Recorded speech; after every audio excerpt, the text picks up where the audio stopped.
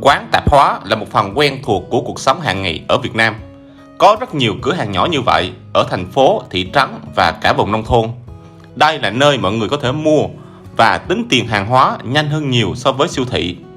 Các quán này thường bán nhiều mặt hàng thiết yếu như mì gói, nước ngọt, bánh kẹo, đồ gia dụng, dầu gội, kem đánh răng và đôi khi có cả rau và trái cây. Một điểm thú vị là nhiều chủ quán sống ngay tại nơi kinh doanh. Vì vậy họ thường mở cửa rất sớm, khoảng 6 giờ sáng và đóng cửa vào khoảng 9 hoặc 10 giờ tối, hoặc thậm chí nửa đêm. Đối với nhiều gia đình Việt Nam, đây là nguồn thu nhập chính và không cần vốn quá lớn để bắt đầu kinh doanh. Tùy vị trí và lượng khách, một quán tạp hóa nhỏ có thể mang lại lợi nhuận từ vài triệu đến vài chục triệu đồng mỗi tháng nếu quán tạp hóa ở những khu vực đông dân cư hoặc du lịch.